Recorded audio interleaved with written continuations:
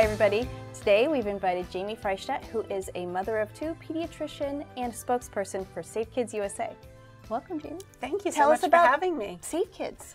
Well, Safe Kids USA is part of Safe Kids Worldwide, which is a nonprofit whose mission is to prevent unintentional injuries in children, which is actually the leading cause of death and disability in kids between the ages of 1 and 14. So we're talking about a very serious issue here because it ranges from anything from scalds and burns, fire safety, bike helmet safety, car safety, sports injury prevention, which is what I know we're here to talk about today. Well, this is something that Paige and I have gone round and round about. I mean, this is She judges me for letting my kid play football is what it comes down to. Well, I mean, we have had this conversation a couple of times about who are these people that are coaching our children in these sports. Right. Quite often they are parent volunteers up to a certain point. Right. And you as a mother, as a parent, you have to go out and you have to find out what these people know about injury prevention and, you know, the different elements of things that could happen. Recognizing do they have concussion. CPR? Yeah. Do they have, you know, how are they equipped to handle an emergency? Absolutely. And I think, you know, concussions have been in the headlines now for becoming more this year. Right, absolutely. What is it that what advice do you have for parents whose children are participating in sports? Right. What do you think they should do to make sure that their child is as safe as possible? Well, I think one of the biggest things is parents realizing that they do play a role in preventing injuries when it comes to sports and their children. And when I'm talking about sports, but also all physical activity, not just organized sports. So even when your child just goes outside to ride their bike, you have a role in keeping them safe. So we can't just sort of sit back, wash their dirty uniforms, and drive them to practice. We need to do a lot more than that. And one of the areas that we really are trying to focus on is communication. And I'm so glad that you brought that up because parents need to communicate with the coaches, parents need to communicate with their kids, and it needs to go back and forth, and also coaches and the athletes need to communicate with each other. But so we can start off, though, with parents communicating with the coaches because you brought that up, and you brought up so many wonderful points because oftentimes we don't know a lot about these people who are coaching our kids, and oftentimes our kids are playing multiple sports, and so they've got multiple coaches, and we have more than one child. So all these different coaches are coming into play. So I think it's great. I think sometimes parents might feel a little bit intimidated because they need to sort of walk up to a coach and just sort of grill them. You know, may make people feel a little bit awkward, but I think just going up to a coach and saying, listen, Max is so excited to start swimming this season, and I've heard a lot in the media about injuries in kids. Can I just ask you a couple questions to make sure everyone can stay as safe as possible? What questions do we ask? So as far as what questions to ask. Yeah. First, just ask them their background. Can you tell me a little bit about you? Have you worked with kids before? You might be surprised. These must be people who've been coaching adults or college students, but maybe not 12-year-olds. There's a big difference. Right. Are they certified in CPR? Do they know first aid? They may or may not. What their philosophy is on winning. There's a lot now. We're pushing our kids, you know, in it to win it. Doesn't matter. Playing through pain. We need to know what's their philosophy. Are they supportive? Do they want the kids to learn and have fun? Or do they just want them to win? Very important. How do they feel about parents sticking around practice? I tell you, parents, you will learn more than anything by sitting there and watching practices. Right. Well, and I think that's a good point. I think there are a lot of parents out there, and this is something that I admire about you and Jeff. You guys make sure one of you is out of practice. We never ever drop him off at football. We and are I think always unusual. I think parents a lot unique. of times just drop and run errands or whatever, but you need to be there because you need to see the interaction going on between your child and. Like, I've always felt like if he ever did get injured, I wanted to be then there. You would know. I would want to be there. Right. And also, some really important questions to ask the coach now that we're talking about specific injuries. What do they know about concussions? Do they know the signs and symptoms? Do they have a concussion action plan should something happen? What do they know about hydration? How often are they giving the kids water breaks?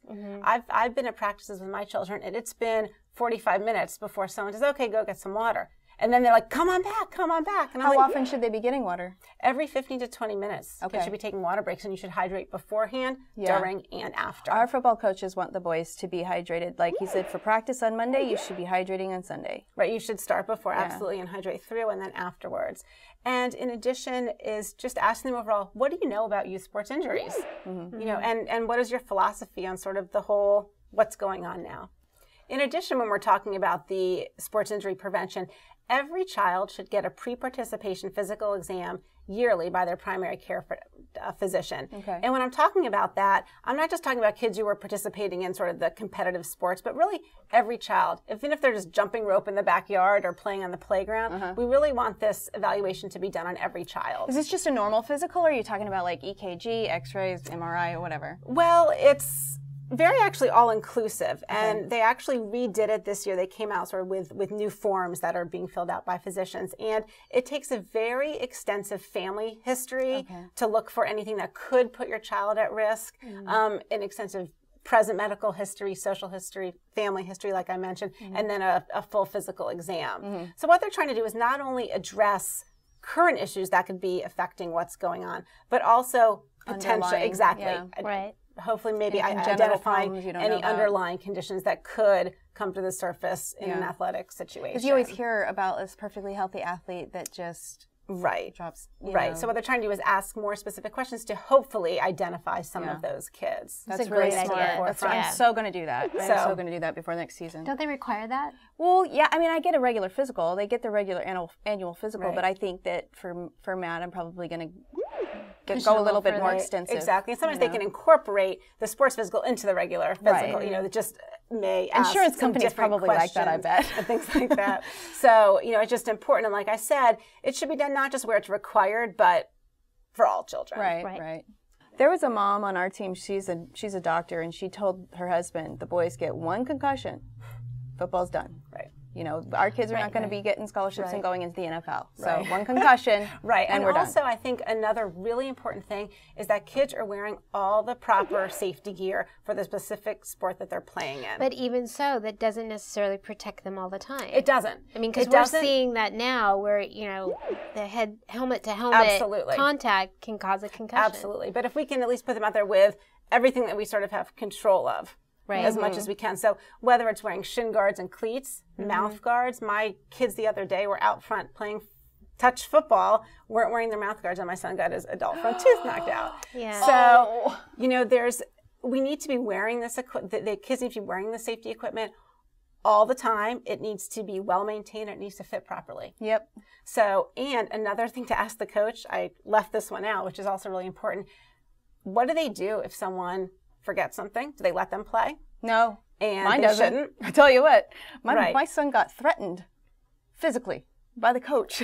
Oh, yeah. Out of frustration, he kept leaving his mouth guard out every time he got in the huddle. But that's, I mean, and he's like, you forget your cup, forget it. You're sitting you're riding the bench. And that's very wise on the coach's part to do that, because, you know, you never know when an injury is going to happen. Well, it's caused my son to have like little panic attacks all the way to practice. Like, what do I have? I got to make him a list so he can just check it off and stop panicking. And also with your kids, ask your kids, do you wear your protective equipment every time? If you're dropping them off, you know, they might stick it in their bag, and then when you come, I just took it off. So important things, because that can, you know, hopefully decrease the risk of some of these injuries from happening. I think the most important thing, though, is, you know, you really, but the parents understand, the coaches understand, the children understand, what is the real goal of playing this game? The real point of playing sports, which is learning how to work in a team situation and sportsmanship and fostering friendships. Exactly. I mean, all of those things, and trying to drive away. But I know, you know, you can sit here and you can talk about the coaches all you want.